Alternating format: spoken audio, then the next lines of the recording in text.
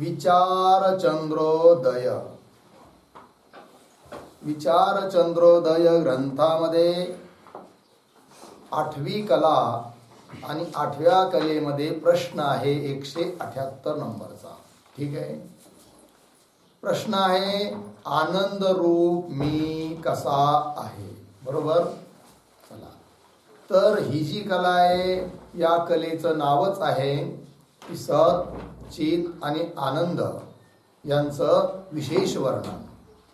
आणि खूप महत्त्वाच्या सुंदर प्रक्रिया दिली आहे की मी स्वतः सत्स्वरूप कसा आहे, चित स्वरूप कसा आहे, आनंद स्वरूप कसा आहे, हा स्वतःच्या बाबतीत निश्चय करण्याकरिता खूप चिंतनीय या प्रक्रिया आहेत एक एक गोष्ट. तर काल आपण मी सत्स्वरूप कसा आहे याचा विचार केला.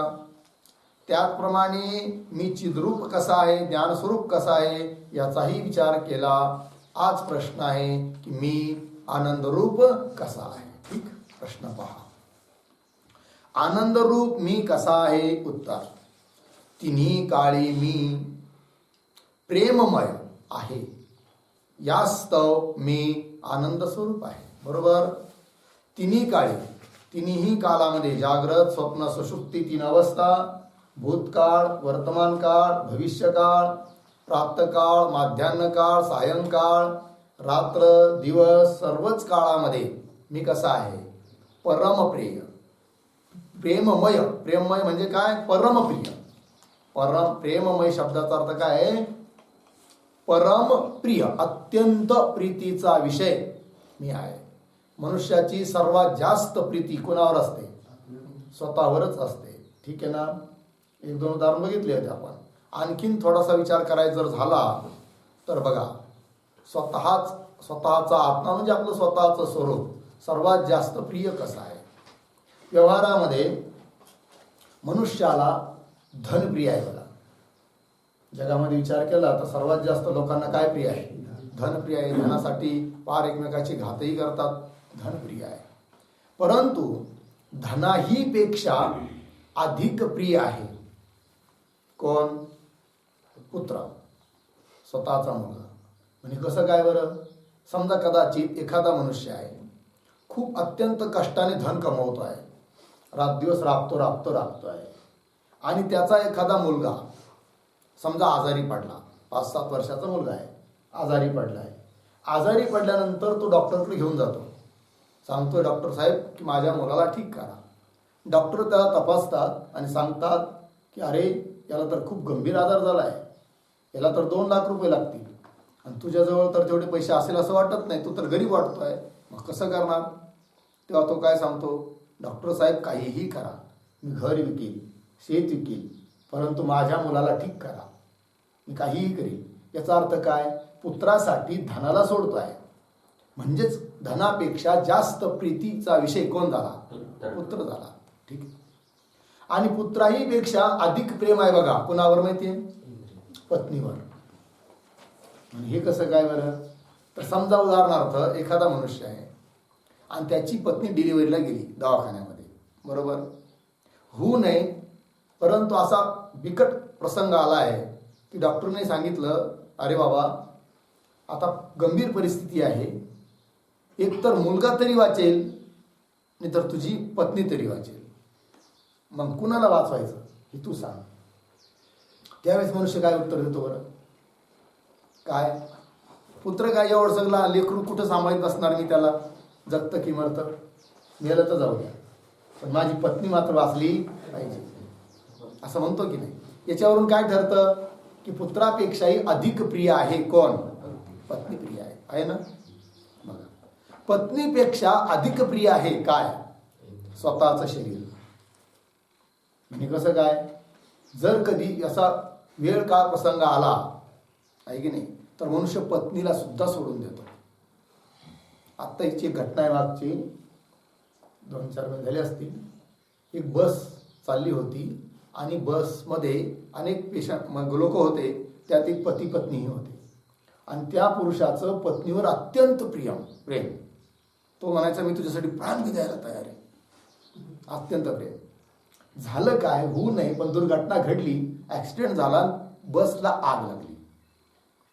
आग लागल्यानंतर संकट काळी एक मार्ग असतो बाहेर पडण्याचा मार्ग. सारे लोक तिथून पटापटा उतरायला लागले. तर त्यावेळेस त्याने काय केलं माहिती का, अगोदर पत्नीला बाहेर टाकावं ना, पत्नीला माघारावं दिलं आणि स्वतः अगोदर उडी मारली. काय ठरलं याच्यावर, पत्नीपेक्षा अधिक प्रिय आहे काय, स्वतःचं शरीर. बरोबर, स्वतःच्या शरीरामध्ये सुद्धा अधिक प्रिय आहे काय, इंद्रिय. म्हणजे कसं काय बरं, समजा उदाहरणार्थ काल परवा तिथे बीडला कुठेतरी पोलिसांना लोक मारत होते, नो लॉकडाऊन. तर तो पोलीस बघा तुम्ही त्या व्हिडिओमध्ये काय करत होता, असे आपले डोळे कान असं झाकून घेत होता. आणि मारायचं तर लय झालं तर पाठीवर मारा, एक तर मारूच नका, पण मारायचं तर कुठं मारा, पाठीवर मारा. डोळ्याला लागू राहिलंय, तुम्ही असं काय करताय, कळलं की नाही. सांगायचं तात्पर्य काय, शरीरापेक्षाही अधिक प्रिय आहे माणसाला काय, स्वतःचे इंद्रिय. इंद्रियांपेक्षाही अधिक प्रिय आहे काय, प्राण.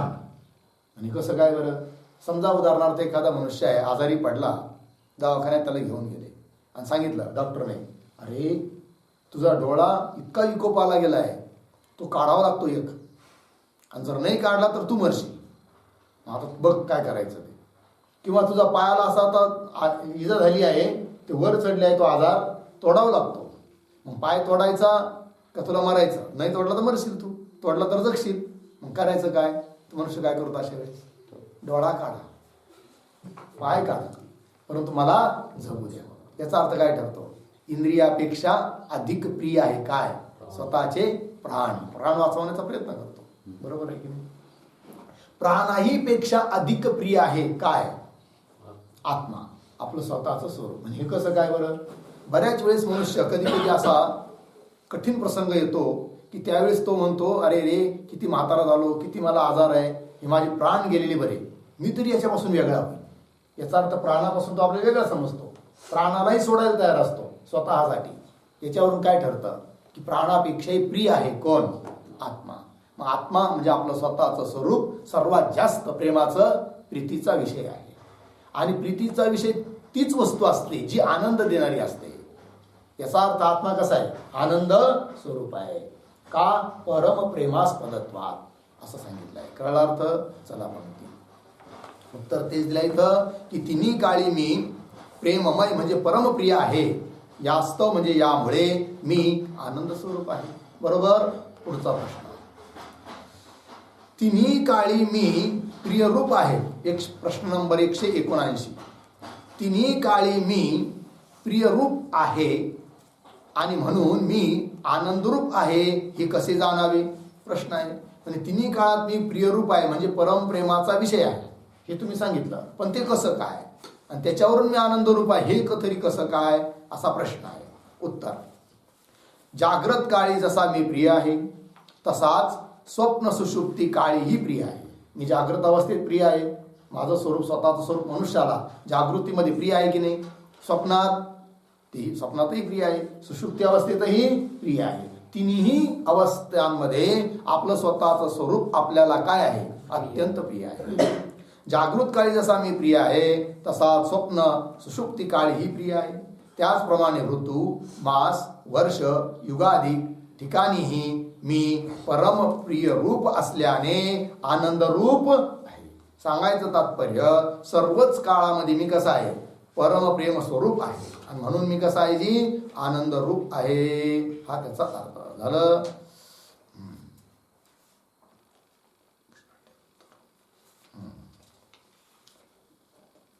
बघा कितवा प्रश्न आहे हा, 100. तिन्ही कालामध्ये मी प्रियरूप आहे म्हणून मी आनंदरूप आहे सांगितलं की नाही. तर तिन्ही कालात मी प्रिय आहे, कसं, जागृतीत मी प्रिय आहे, स्वप्नातही मी प्रिय आहे. बरोबर. सुषुप्तीमध्ये देखील मी प्रिय आहे म्हणजे माझं अत्यंत माझ्यावर प्रेम आहे.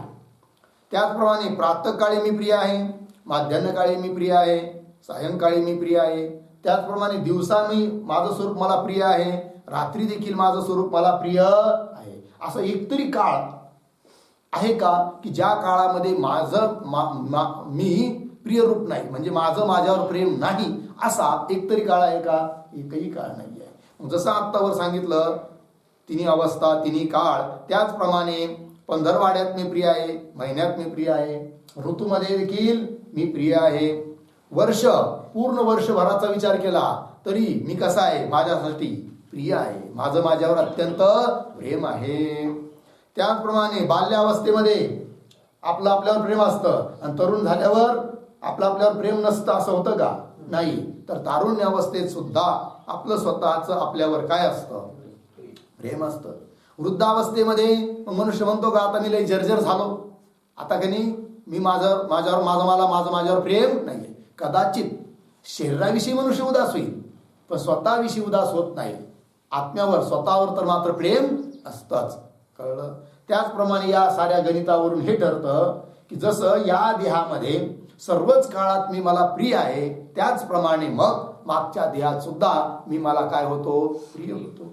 याच गणितावरून ठरतं कदाचित पुढचा जन्म प्राप्त झाला तर त्या काळात सुद्धा मी अत्यंत प्रेम स्वरूपच आहे, प्रीतीचा विषय आहे, माझं माझ्यावर प्रेम असणार आहे. याच गणितावरून संपूर्ण युगाचा विचार केला तर पूर्ण युगामध्ये मी प्रिय आहे, मन्वंतरामध्ये मी प्रिय आहे. एवढंच नाही तर कल्पामध्ये सुद्धा पूर्ण कल्प ब्रह्मदेवाचं पूर्ण आयुष्य त्याच्यात सुद्धा मी काय आहे, माझ्यासाठी प्रियच आहे हे ठरतं.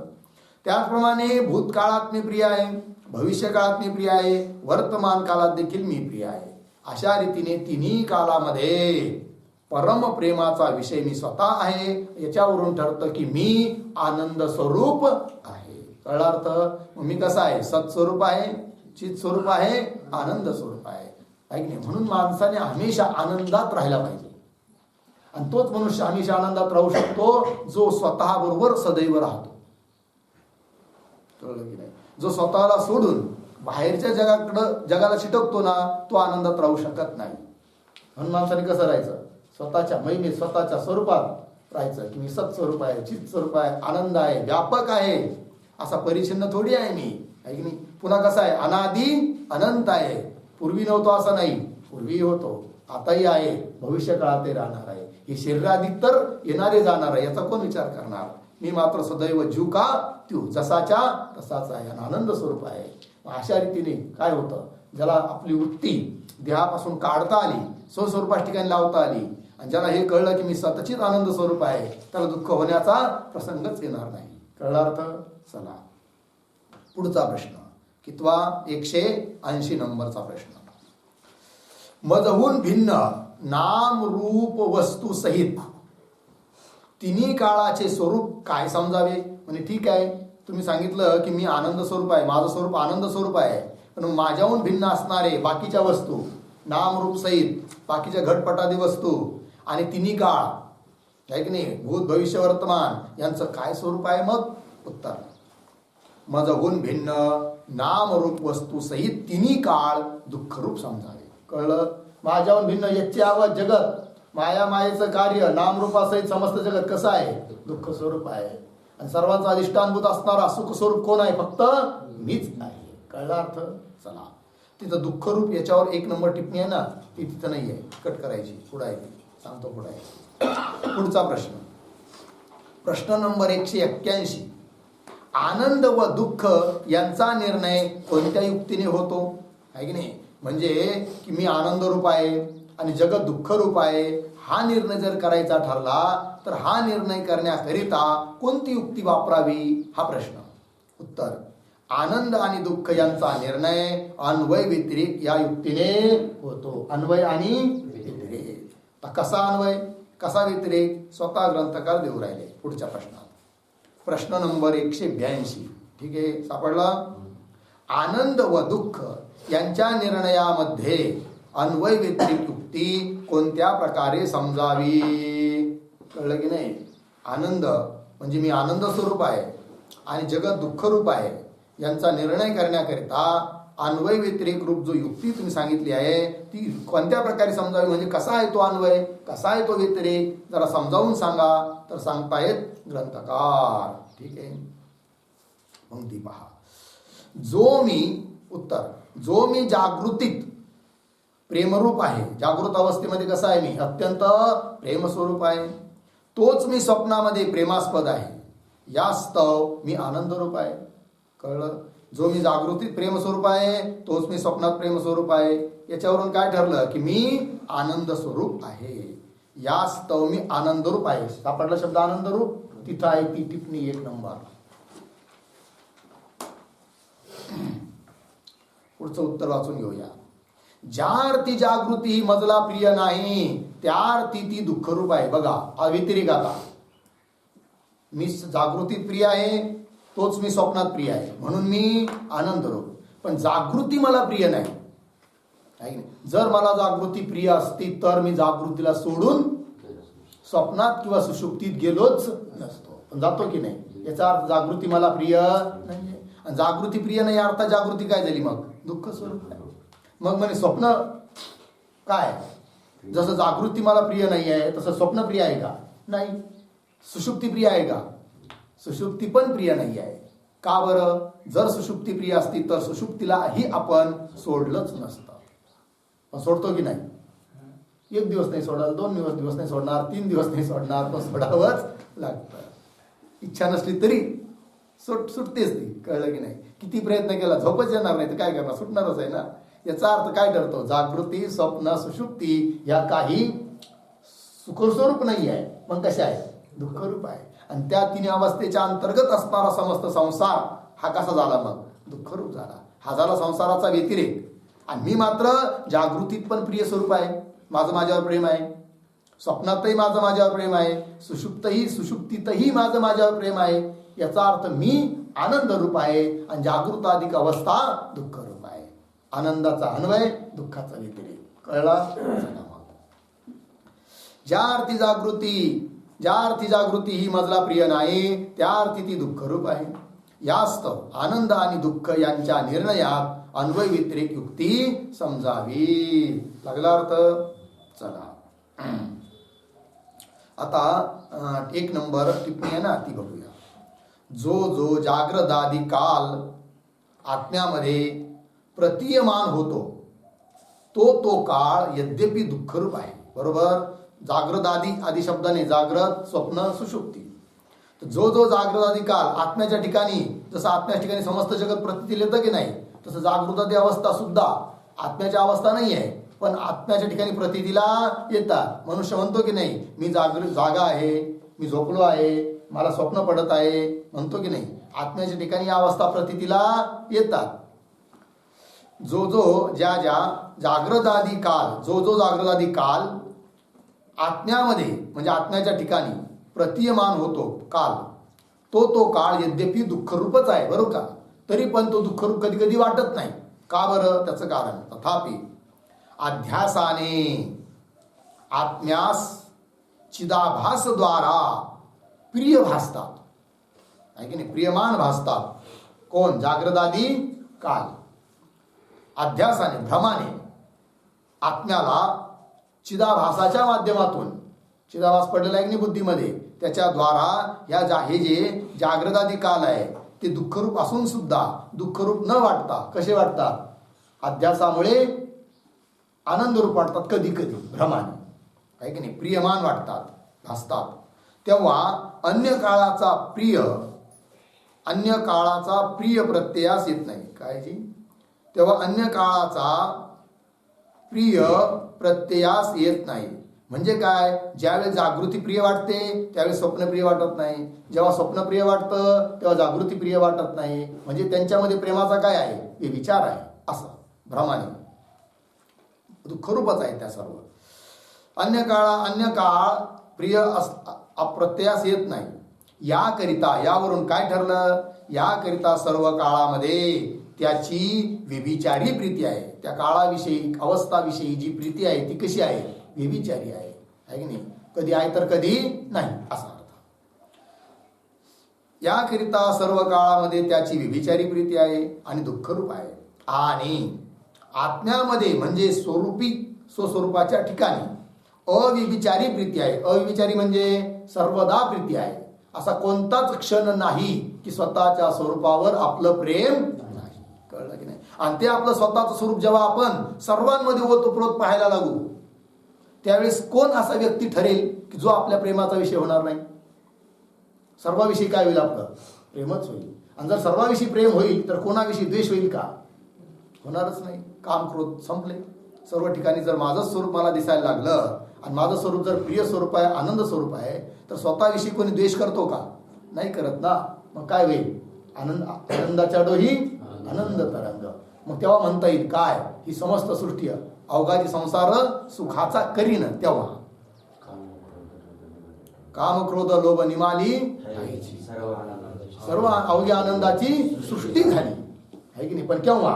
काम क्रोध लोभ हे शांत होतील तेव्हा. शांत केव्हा होतील? काम मनुष्याला कोणत्या वस्तूविषयी होतो? जी वस्तू स्वतःहून भिन्न वाटते तिच्याविषयी काय होतो? काम होतो. क्रोध सुद्धा स्वतःहून भिन्न वस्तूच्याच ठिकाणी होतो, व्यक्तीच्याच ठिकाणी होतो. परंतु जर आता माझ्याहून भिन्न कोणी राहिलंच नाही, ज्याच्याविषयी क्रोध करायचा, ज्याच्याविषयी काम करायचा, ते काय आहे? माझंच स्वरूप आहे. तर काम क्रोध कशाला थांबतील?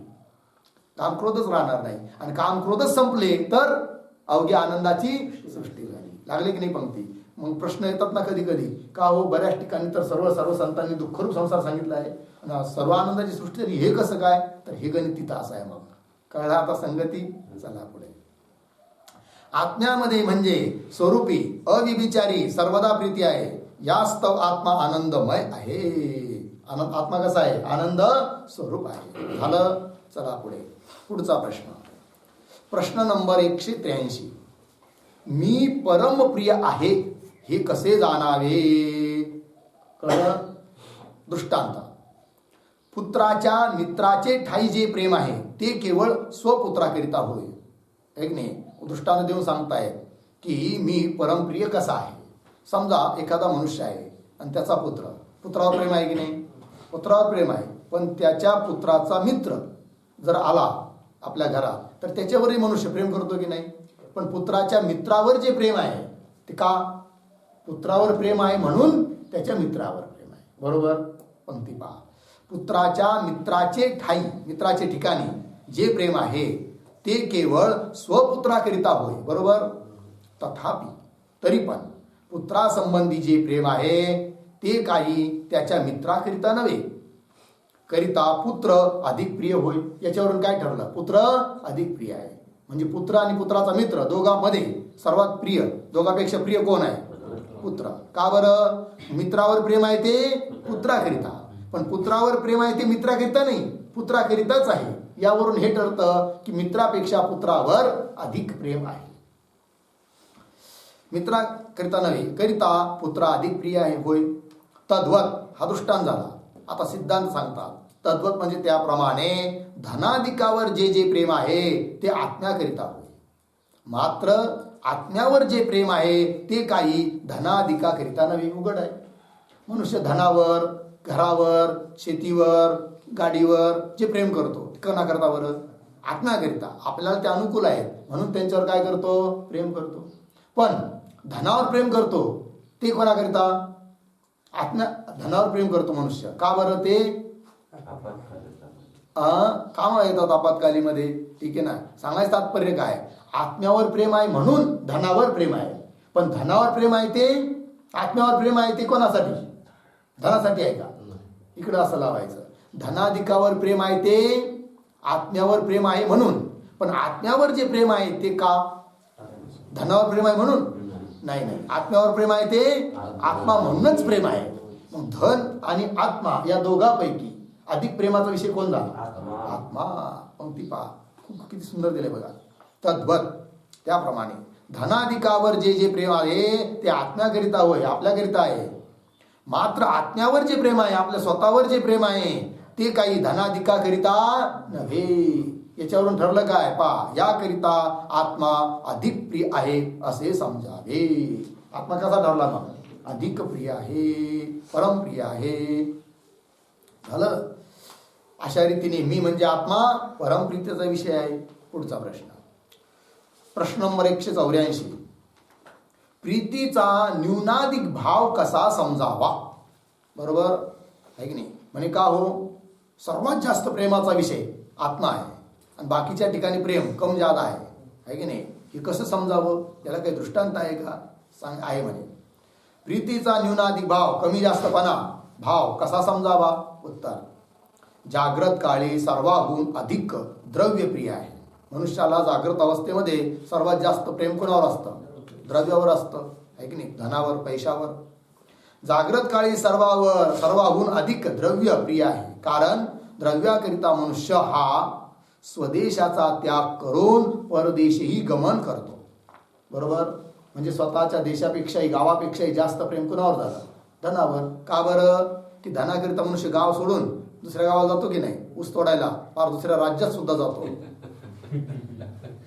पुन्हा किती तिथं थंडी, वारा, वायू, बिकट परिस्थिती, पाऊस सारं सहन करतो. कशाकरिता?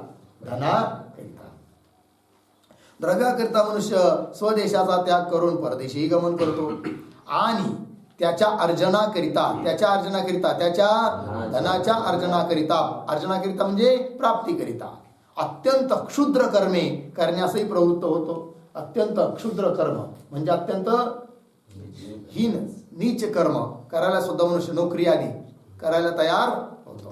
किती आश्चर्य बघा ना. मनुष्य शिकतो किती? पार BA, M.Com, पुढं MBBS काय जे असेल ते, आहे की नाही? साऱ्या मोठमोठ्या पदवी 20-20, 25-25 वर्ष शिकतो. कितीतरी पैसा शिकण्यासाठी खर्च करतो आणि शिकून काय म्हणे? आता कुठेतरी नोकरी पाहतो. म्हणजे एवढा विद्वान झाला आणि काय राहिला? होण्याची काय इच्छा करतो? नोकर, सेवक, दास, आहे की नाही? बंधनात जाण्याची इच्छा करतोय. किती आश्चर्य आहे. त्याला का अशी बुद्धी उत्पन्न होत नाही की आपण आपल्या बुद्धीच्या बळावर स्वतंत्र काही उद्योग स्थापन करू म्हणून? तो काय म्हणतो? मला कुठेतरी नोकरी लागली पाहिजे, आहे की नाही? चला, नोकरी म्हणजे काय? अत्यंत नीच कर्म आहे ना. बंधनात राहावं लागतं, जे सांगल तेच ऐकावं लागतं, आपल्या मनाने काही करता येत नाही. चला, त्याच्या अर्जनाकरिता, धनाच्या अर्जनाकरिता, धन प्राप्तीकरिता अत्यंत क्षुद्र कर्मे करण्यासही प्रवृत्त होतो. यास्तव द्रव्य प्रिय आहे. एकंदरीत काय ठरलं? मनुष्याला द्रव्य प्रिय आहे. बरोबर? द्रव्यापेक्षा पुत्र प्रिय होय. द्रव्यापेक्षा, पैशापेक्षा प्रिय आहे कोण? पुत्र. कसं काय सांगतात? कारण पुत्राकडून काही अपराध घडून, समजा राज दरबारी कैद झाला असता, त्याची मुक्तता व्हावी म्हणून धनाचाही व्यय करताना आपण पाहतो. त्या अर्थी धनापेक्षा पुत्र प्रेमी आहे. बघा, यांनी उदाहरण दुसरं दिलं. आपण दवाखान्यात दिलं की नाही? दुसरं सांगतात. काय? समजा एखाद्याचा मुलगा आहे 25-20 वर्षाचा, 25-30 वर्षाचा, आणि त्याच्याकडून काहीतरी अपराध घडला. त्याच्यामुळे झालं काय? पोलिसांनी त्याला पकडलं आणि काय? जेलमध्ये टाकलं. काय करतो मनुष्य अशा वेळेस? त्याचा बाप जर बाहेर असेल तर कितीही घ्या, 13 कोटी घ्या, फक्त फाईल बदला, म्हणजे निदान 2-4 महिन्यात का होईना माझा पुत्र बाहेर येईल. करतो की नाही प्रयत्न? तात्पर्य काय? प्रिय आहे कोण? पुत्र. कुणापेक्षा? धनापेक्षा. चला, म्हणजे धन सोडायला तयार आहे, पुत्राला सोडायला तयार नाही, म्हणजे पुत्र प्रिय झाला. होतो की नाही? म्हणून धनाचाही व्यय करताना आपण पाहतो, त्या अर्थी धनापेक्षा पुत्र प्रेमी आहे. पुत्रापेक्षाही स्वशरीरावर प्रीती जास्त आहे. पुत्रापेक्षा जास्त प्रेम कुणावर आहे? स्वशरीरावर आहे. यांनी मध्ये पत्नी सोडून दिली, काही हरकत नाही. चला, पुत्रापेक्षाही स्वशरीरावर प्रीती जास्त आहे. का बरं? कारण प्रसंगवशात दुष्काळ आदी काही प्रसंग आला असता, समजा दुष्काळ पडला, अकाळ, आणि आजकाल दुष्काळ जरी पडला तर तो जाणवत नाही लोकांना. कारण का? दळणवळण वाढले, कोणत्या तरी भागात धान्य वगैरे पिकलेलं असतं, तिकडून इकडे येतं, इकडून तिकडे जातं, त्यामुळे खाण्याची आता अडचण येत नाही. पूर्वीचा काळ असा होता, जर दुष्काळ पडला, दळणवळणाची व्यवस्था नव्हती, तर त्या काळात त्या भागातील लोक कसे राहायचे? अत्यंत उपाशी, पार झाडाचा पाला सुद्धा खायचे. कोणत्या 12% त्याच्या भाकरी करून खायचे म्हणतात, असं जुने लोक सांगतात. 73ला 72ला दुष्काळ पडला होता ना तेव्हा. चला, तर सांगायचा प्रसंगवशात दुष्काळ आधी काही प्रसंग आला असता, स्वशरीर संरक्षणार्थ मनुष्य अशा वेळेस काय करतो? स्वतःच्या शरीराचं संरक्षण व्हावं याकरिता स्वपुत्राचाही त्याग केल्याची उदाहरणे आपणास सापडतात. म्हणून पुत्रापेक्षा स्वदेहावर अधिक प्रेम आहे. बऱ्याच वेळेस मनुष्य काय करतो? स्वतःच्या शरीराचं रक्षण करण्याकरिता पुत्राचा त्याग करतो, विकून टाकतो कधी कधी दुष्काळामध्ये, आहे की नाही? याच्यावरून काय ठरलं? पुत्रापेक्षा जास्त प्रिय आहे कोण? स्वतःचं शरीर. चला, पुत्रापेक्षा स्वदेहावर अधिक प्रेम आहे. बरोबर? पुढे, शरीराहून इंद्रिय प्रिय होय. आणि आपल्या शरीरामध्ये सुद्धा शरीरावर प्रेम आहे, त्याच्यापेक्षा जास्त प्रेम आहे कुणावर? स्वतःच्या इंद्रियांवर. कसं काय सांगतायत ग्रंथकार. शरीराहून इंद्रिय प्रिय होय, कारण की कदाचित कोणी आपणास ताडण करण्यास्तव आला असता, ताडण म्हणजे मारण्याकरिता कोणी आला असता, तर इंद्रियांचे संरक्षण करण्याचा प्रयत्न सुरू असल्याचे आढळते. त्यावेळेस मनुष्य काय करतो? स्वतःच्या इंद्रियाला वाचवण्याचा प्रयत्न करतो.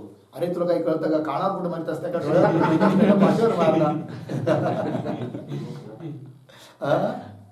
अशा रीतीने मनुष्य काय करतो? स्वतःच्या इंद्रियाचं संरक्षण करण्याचा प्रयत्न करतो, सुरू असल्याचे आढळते.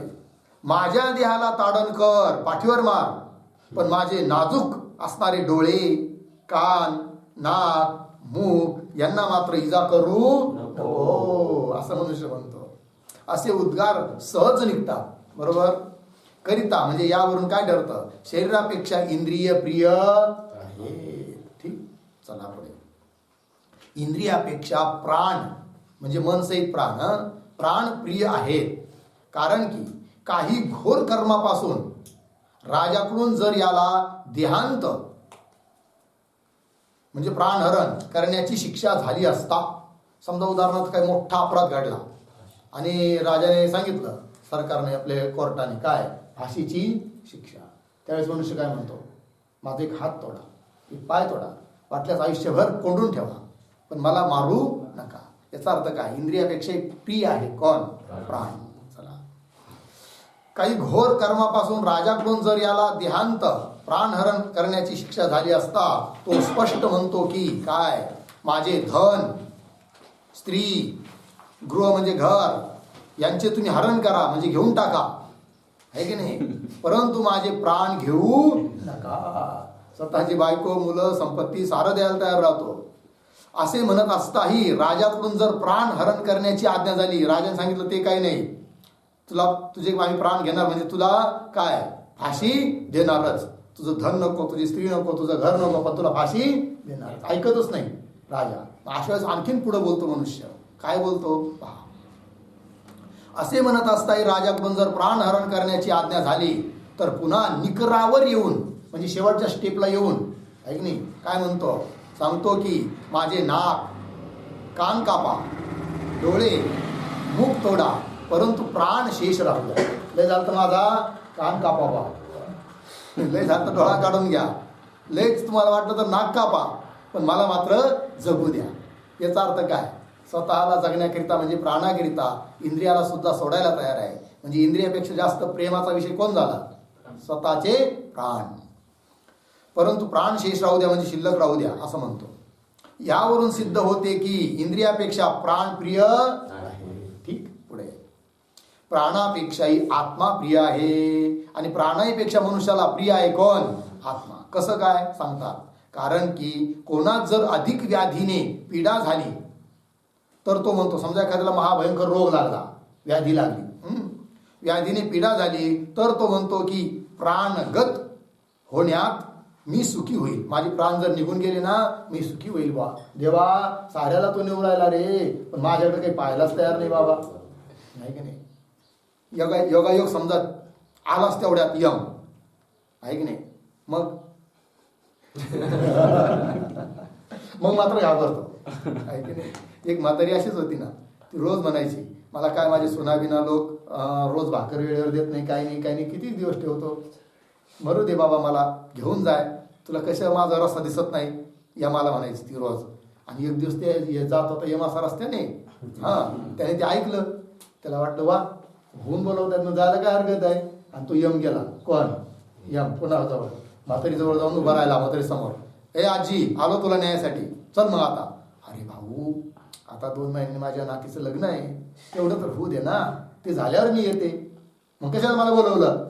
मला काय माहिती तू लगेच येणार आहे म्हणून. चला.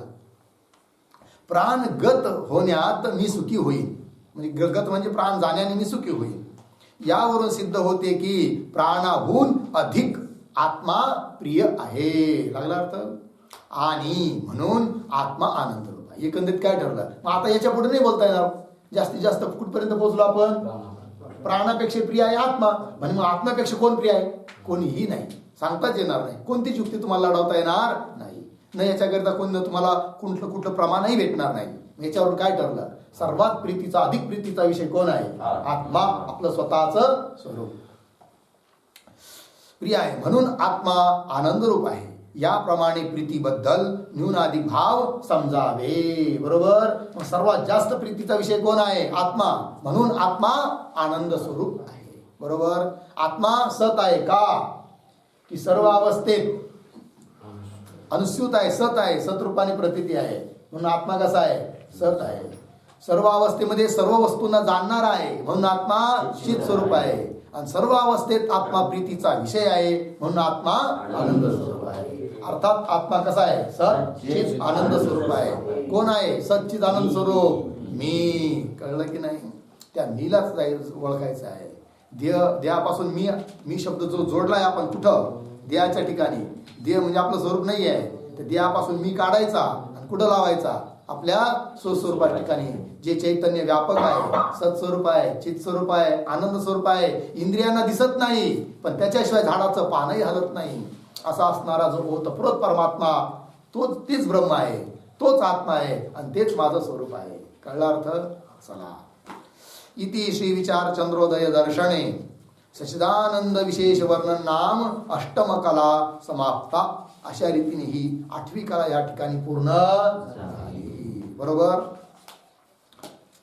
अजून आहे 15 मिनिटं घ्यायचे का?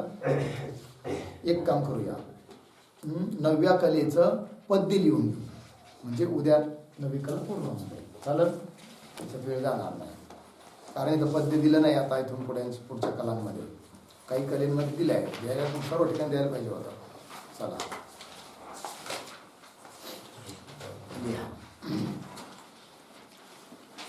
ब्रह्म अहै मन बानी अगोचर. ब्रह्म अहै मन बानी अगोचर अर्धविराम. शास्त्र रु संत, शास्त्र रु संत कहै अरु ध्यावै. शास्त्र रु संत कहै अरु ध्यावै. पूर्णविराम. पुढचा वेद वदे, वेद वदे किंवा वदे लक्षणादिक रीती रु, लक्षणादिक रीती रु अर्धविराम. वृत्ति व्याप्ति जनो, वृत्ति व्याप्ति जनो मन लावै, मन लावै. पूर्णविराम. पुढे हैजु सदादि विधेय विशेषण, हयजु सदादि विधेय विशेषण अर्धविराम. वे असदादिक भिन्न कहावे, वे असदादिक भिन्न कहावे. पूर्णविराम. सत्य अपेक्षिक, सत्य अपेक्षिक आदि विरोधी जु, आदि विरोधी जु अर्धविराम. अंश तजी, अंश तजी परमार्थ लखावै, परमार्थ लखावै. पूर्णविराम. इथं पहिल्या नंबरचा दुवा संपला, एक झाला दुवा, अजून एक आहे. एवढ्या ओळीचा एक दुवा झाला. पुढं हयजु अनंत, हयजु अनंत अखंड असंग रु, अखंड असंग रु अर्धविराम. अद्वय आदि निषेध्य रहावै, अद्वय आदि निषेध्य रहावै. पुढं वे परपंच निषेध करी अब, वे परपंच परपंच निषेध करी अब, अब नहीं अव, करी अव अर्धविराम शेषित वस्तु गिरावी न गावी, शेषित वस्तू गिरावी न गावे पूर्णविराम पुढे यू परमात्म आत्म देवही, यू परमात्म परमात्म आत्म देवही अर्धविराम वेदरु शास्त्र,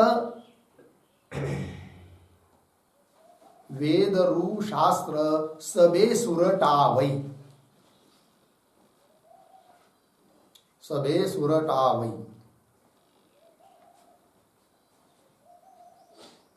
पुढं पंडित त्यागी आभास पितांबर,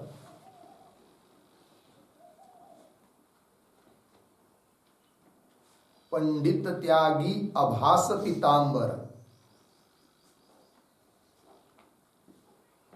अर्धविराम वृत्ति अहम अपरोक्ष ही पावे, वृत्ति अहम अपरोक्ष ही पावे पूर्णविराम दुसरा दोहा संपला. त्याचा अर्थ आपण उद्या घेऊया. चालेल. ओम पूर्णमदः पूर्णमिदं पूर्णात् पूर्णमुदच्यते पूर्णस्य पूर्णमादाय पूर्णमेवा